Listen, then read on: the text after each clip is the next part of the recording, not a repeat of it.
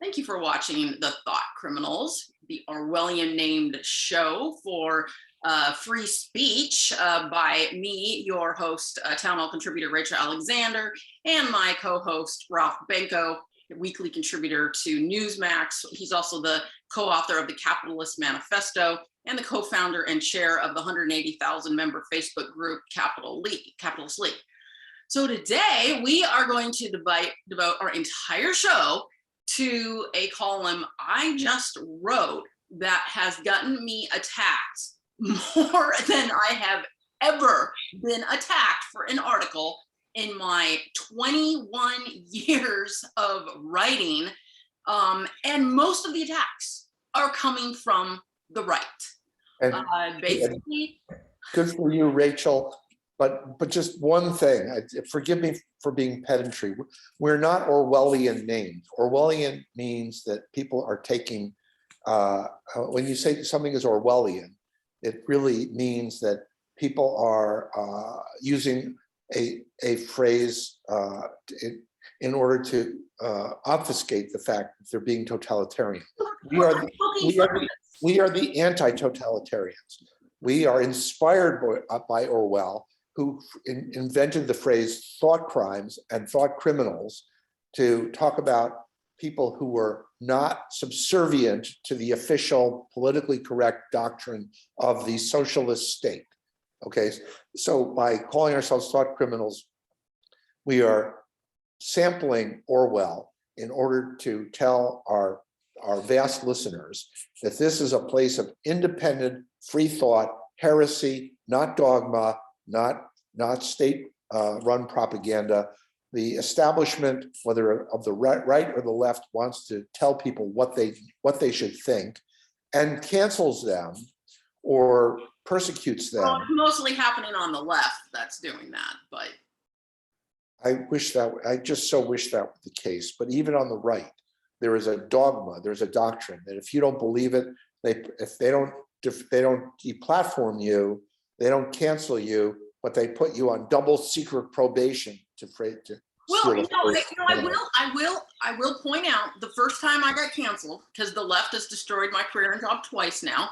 It was by a lot of Rhino Maricopa County supervisors. So there's enough blame to go around. And by the way, in the old conservative movement, which has turned into a conservative stillness, okay, they have shifted from the good old small government, free enterprise, anti-communist Reagan doctrine, which is paleo-conservative, the conservatism of William F. Buckley, to this goofball. William F. Buckley a paleo-conservative. He was a conservative libertarian. Well, we can have that interesting argument some other time. The point here being that the nationalists, the Steve Bannons and Josh Hawleys, the big government. Your favorite people. Oh, the people that I'm desperately trying to cancel, but unfortunately I don't have the power.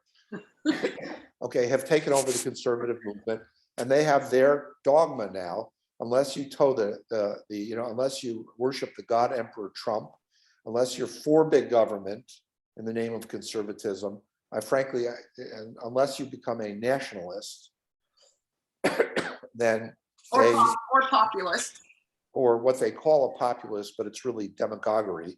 Then they look at you. They give you the evos. They give you the evil eye. So that kind of segues into my column. And that segues directly into the reaction that your brilliant column triggered more from the right than from the left. So why don't you tell the 2 or 3 of our listeners? Hey, we're in the millions of listeners now. Okay, but out of those millions, the 2 or 3 who did not read your town hall column, which was really absolutely brilliant, was picked up by Free Republic and brought the wrath of the Freepers down on your head, which is a mark of distinction. Well, and I can't even claim credit for coming up with this idea for my column, because as I put in my article at the very end, a very well-known politician who's very respected on the right, he's the one who fed me the idea a few days ago. and I don't dare reveal his name because you can see the hate I'm under. He doesn't need to be under all that hate as well. But we can say without doxing him, it's a conservative national elected official. Yes. So Not a politician, it's a statesman. So he contacted you and touted you on this idea, which you picked up and ran with because it's a very interesting, provocative idea. And we like to be thought-provoking on this show. And we are both fully credentialed movement conservatives that goes way back to the Tea Party. Intellectual conservative in 2002 to copy William F. Buckley Jr. And I've never been called a liberal more times in my life. One person even called me a lifelong liberal. I kid you not. That's on the Freeper website. Well, tell them what triggered these snowflakes, darling. Come on. Basically, the gist of the article is that somewhere along the lines of this COVID epidemic, a lot of conservatives went from being pro-vaccine choice to anti-vaccine. And it seems like a subtle difference, but it's not, because people are dying. So even if you're like me, unvaxxed, because I was at very little risk of being hospitalized. I'm not that old, I'm very healthy. So I had no need, I thought, to get the vaccine. And sure enough, I came down with COVID early on, and I was in bed for 2 days. That was about it. Took ivermectin and hydrochloroquine.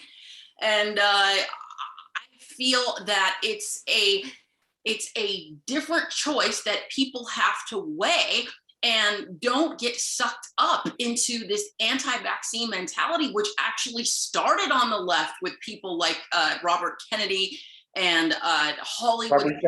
Robert Kennedy Jr., okay, not Robert Kennedy Sr., the great sainted Attorney General. And yeah, he's been dead for many years, so I don't think anybody would confuse the two, but okay. Hey, we live this is Q's world. We just live in it. People are showing up in Dallas waiting for JFK and JFK Jr. Your people, those are your people, Ralph.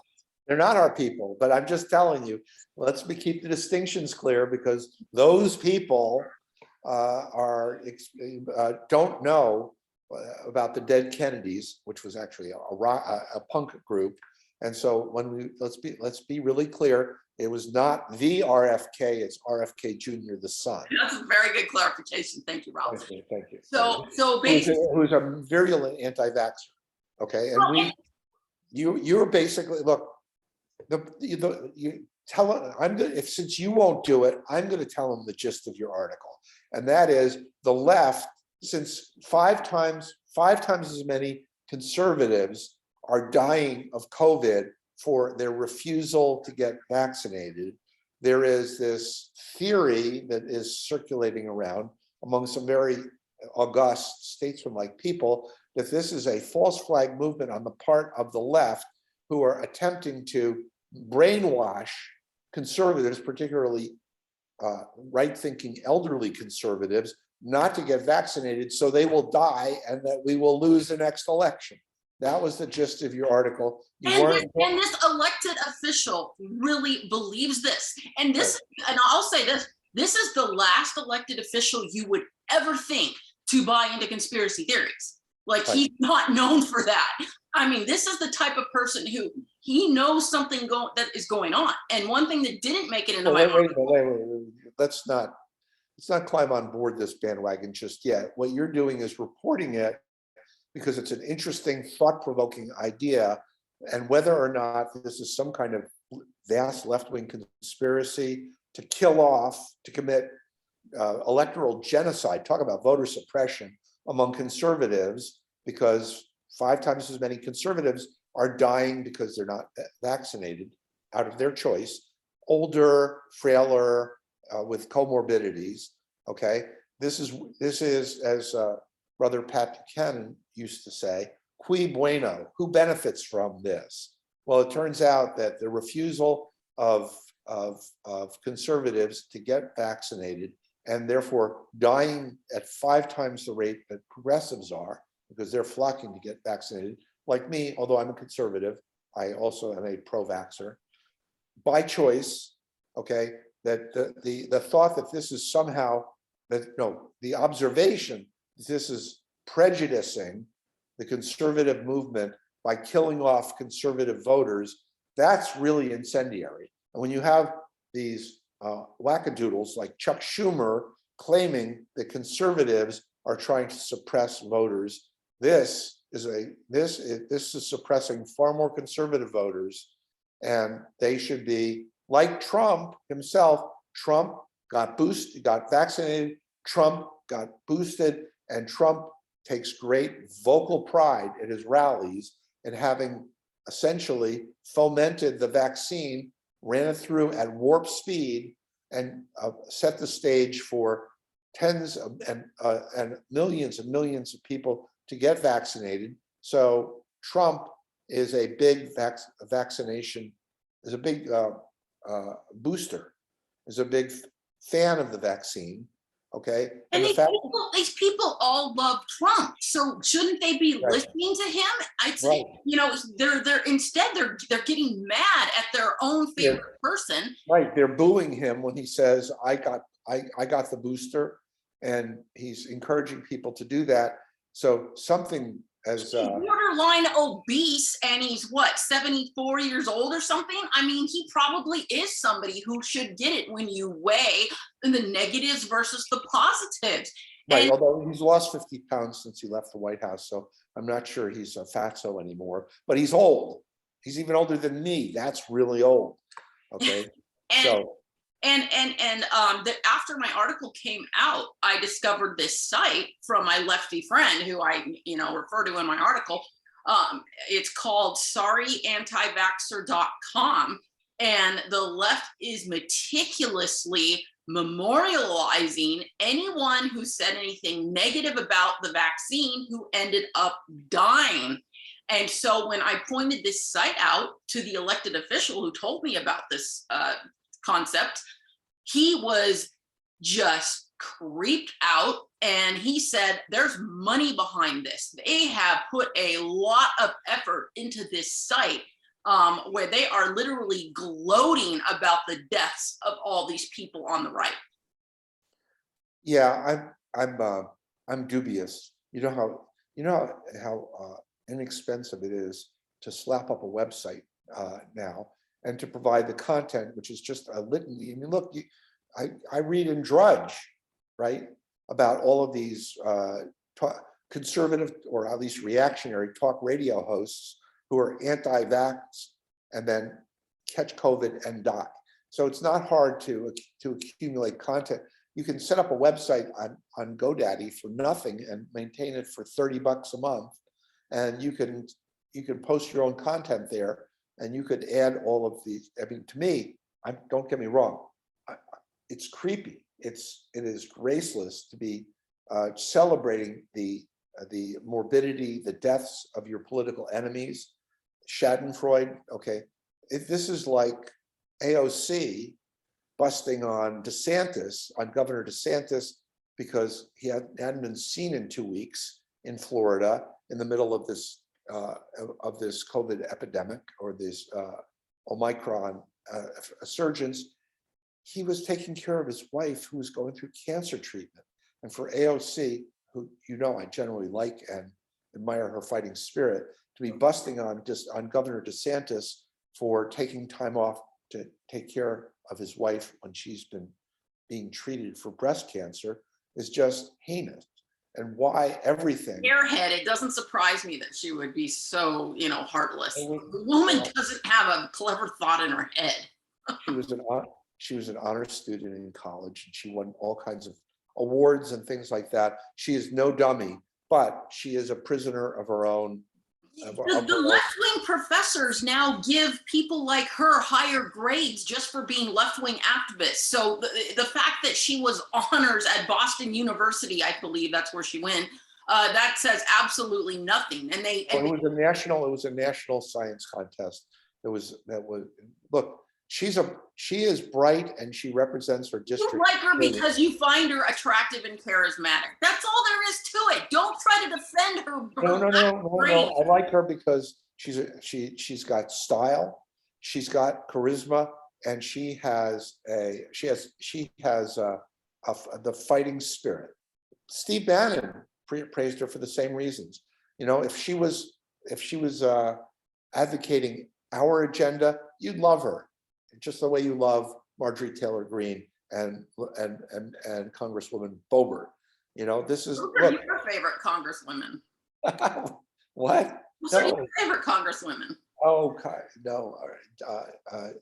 Well, my favorite congressperson is a Democrat, actually, Jamie Raskin.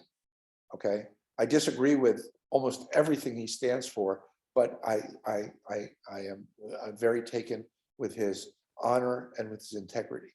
He is a man with the courage of his convictions. You personally know him? I've met him one time. We're not buddies, but when we parted, he said, big reveal here. When we parted, Jamie Raskin said to me, Ralph, if every conservative was as golden hearted as you were, I'd be a conservative. And I said, that's Jamie, why you like the guy. Okay. And I said, Jamie, if every progressive had your smarts and integrity, I'd be a progressive. So we parted. We parted with a little Teletubbies group hug. So I look, Rachel, as you know, or maybe you don't know, after my spending 40 years in politics, I've realized in my taxonomy, the big divide isn't between the left and the right. The big divide is between the schmucks and the menches. Okay, and I would rather deal with a progressive bench than a conservative schmuck any day of the week. Whether if you're operating with honor and integrity, even if I consider you to be ideologically misguided, I like you, period. And I'm be more than happy to look for ways to do business together. Not that we can ever find them because we disagree about everything. But you know what? I just think that the schmucks, which means the manipulators and the sneaky people, there are schmucks on the left and the right. There are menches on the left and the right. I was called by a Washington Post columnist the second most conservative man in the world, and I am far. We need to have a show about that. You're right, Rachel Alexander, but you are a mensch, and even though you're a little bit, you know, kind of a little bit centrist for my taste, you're not far right enough for my taste. Okay, I will back you to the hilt because you are a lady mensch. I'm not anti-vaccine like you and your ilk on the right. Is that what you're saying, Ralph? No, you were not an anti-vaxxer. I don't take this the wrong way, Rachel, but you're pro-choice. And I don't mean that about abortion. You, like me, are pro-life, and we are both passionately pro-life. I served on the board of Arizona Right to Life for 5 years. Well, there you go. And you are pro-life, I'm pro-life. You know, to me, the Fifth Amendment is unequivocal. You shall not deprive anyone of life without due process of law, and allowing an unborn child to have their life taken away. They are a person, they're deserving of Fifth Amendment protection because of their personhood. We can argue about when personhood attaches, whether at conception or by Jewish doctrine on the 40th day from conception, or at viability. We can have a very good, very thoughtful argument about when personhood attaches. But when personhood attaches, you cannot deprive them of life without due process of law. So we are arch conservatives, you and me. I'm a paleoconservative, you're a neoconservative. I love you anyway. But you are certainly one of my favorite. Not a neoconservative. I'm just busting on you. I know you're not a conservative. You are a full spectrum social, economic, and national security conservative. No, I actually describe myself as more of a conservative libertarian like William F. Buckley Jr. However, after being in the Libertarian Party for several years and deciding that was a little too radical on some issues for me, I settled in the Republican Party. But to get back to my article. To get back to your article, you said that there is speculation going on that not the anti-choice, but the anti-vax philosophy is something that's being injected in order to kill off conservative voters. And now tell us, how in the world did that bring you enormous criticism from the far righters over our friends, our brothers and sisters over at FREEP? Because they don't want to balance the test of whether they should get the vaccine or not. They are only looking at the negative aspects of the vaccine. And is the vaccine, hurtful to some people who are going to get bad side effects from it and possibly die? Yes, we know that. So it should be a test whether you get it or not. It should be a matter of personal judgment rather than federal mandate. Joe Biden shouldn't be able to say, hey, federal contractors, anybody, or corporations, anybody with more than 100 employees, you have to have your employees, you have to force your employees to be vaccinated or get fired. It should not be done through coercion. It should be done through persuasion, which means your pink libertarian slip is showing again, Rachel, but it's very comely. And I think, when it comes to the numbers and accusations that, people aren't really dying from COVID, they were dying from something else. And, the doctors just put down COVID because they needed money. Okay, fine. Maybe there is some of that kind of behavior going on. But when you get down to the raw, hard numbers, let's say you look at a county of a certain percentage of elderly people in that county, and it's a red county, and then you look at another county with the same percentage of elderly people in it, and it's a blue county, when the red county has people dying at 3.8 times the rate of the blue county. That was right, 3.8, almost 4 times, not 5 times, I exaggerated. Yes, yeah. When red counties are dying off at almost 4 times the rate of the blue counties, you just have to say, hey guys, wake up. This is about personal agency, and your right to make up your own mind, but don't be a dunderhead about it. If you are vulnerable, then for heaven's sakes, get vaxxed. We need, if only because we need your votes. I mean, do they not believe that maybe some unhealthy older people, are at more risk of dying? And you know what? I have a dad who is 79 and overweight, okay? I think I would weigh on the side of my dad getting the vaccine. And I want my dad to live. I want him to have the best chance of living. And he did. He made the decision. He's triple vaxxed now. And honestly, I'm kind of glad, because I just lost my mom. I don't want to lose my dad. So I don't understand why people on our side can't see that. I just feel like they're getting swept up in they're so angry that the left has, and the government as well, has lied so much about COVID and the vaccine, and they're trying to hide a lot of the truth from us. And, they're so mad, they're overreacting, in my opinion. And I literally had to step back myself a few months ago and say, okay, Rachel, are you overreacting, by not getting the vaccine? And I sat back and I really thought hard about it. And, maybe if my mom had lived, back before we were able to, get all the easy tests and things like that, maybe I would have gotten the vaccine in order to be around my mom, because I didn't want to risk, because my mom would have definitely died from COVID. She was so sick.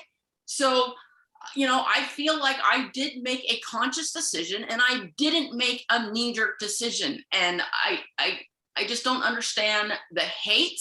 I have a lot of people who are saying they're not going to read my articles anymore after this. And you know what?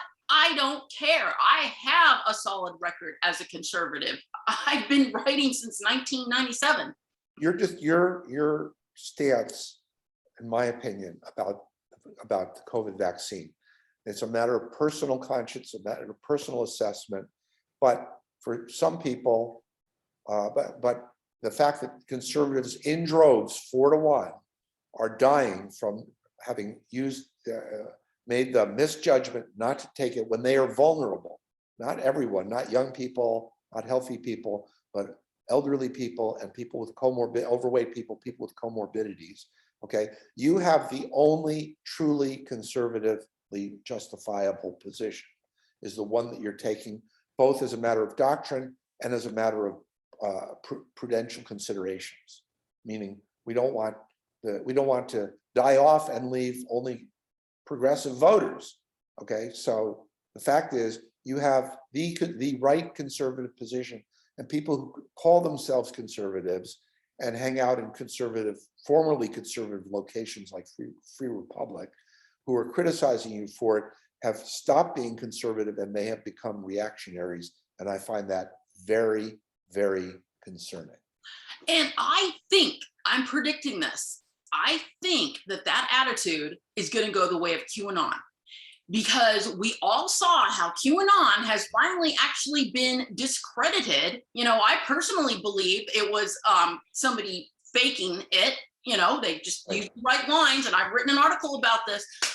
So I think eventually the hardcore anti-vax people are going to end up, we're going to look back and they're going to see, oh my gosh, the science really did say. Maybe some of those older, people, because look, in my article, I cite 3 of these right-wing radio talk show hosts who died from COVID, and 2 of them, before they died, changed their mind on the vaccine. And they said, oh my gosh, I would have gotten it.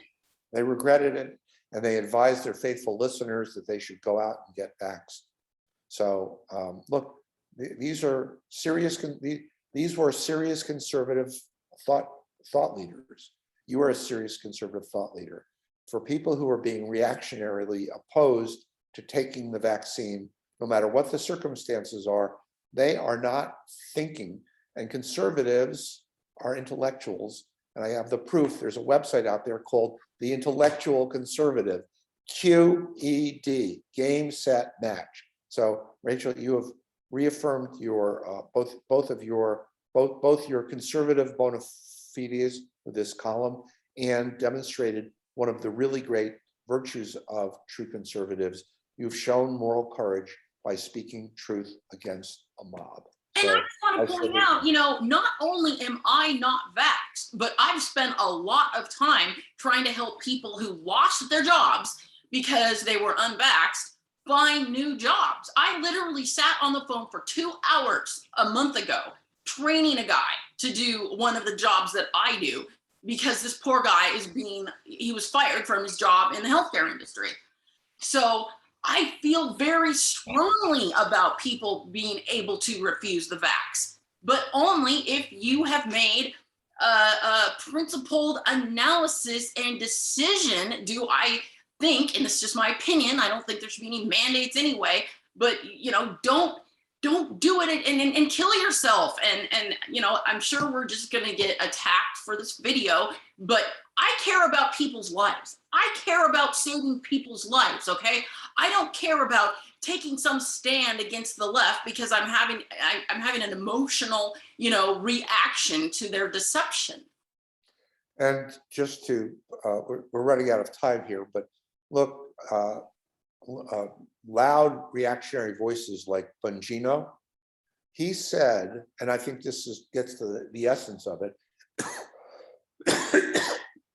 He told a reporter from the New Yorker, who just did a big profile on him, that his whole thing has all come about from owning the left. Okay, and so I think a lot of people who really their set point is conservative, they've gotten carried away. If the left is for it, they're against it, which is a reactionary position, not a conservative position. And I do hope that you're right, that people will look back and say, oh, I got carried away. I drifted from my conservative principles about being rational, about using the evidence, about doing the conservative thing, the safe thing, rather than the reckless thing. I think people have gotten so carried away with this demolition derby with the left that once the consensus of the left is for something, then they are automatically against it. And they think that if you happen to agree with somebody on the left, I mean, look, even a blind pig finds a truffle once in a while. Okay, if the left happens to blunder into the right answer, which they do from time to time, then we don't have to attack that just because the left has come around to a conservative position. So I hope the people who've gotten carried away with their crusade to pwn the left, to discredit the left, anytime the left takes a position, they're against it. I hope they will soon come around to your position and recognize the fact that we're conservatives, we're not reactionaries. And I will end it with, I at least hope though that my lefty friend isn't correct when he said to me, oh, Rachel, next time Biden gives a speech on COVID, maybe he'll cite your article. Well, it's a risk. Listen, that's a bigger risk than you think, because I've just been noticing that not Biden doesn't do this, but his chief of staff has been tweeting some allegedly conservative columnists, luckily not you or me, whenever they end up agreeing with a position that Biden has taken. So you did the conservative thing, Rachel. You did the morally courageous thing. Let's hope that the people who are now identifying themselves as simply being anything against anything the left is in favor of will come back to their senses and start being good right wingers like us again. All right. Thanks everybody for watching. See you next week. See you next week. Thank you, Rachel.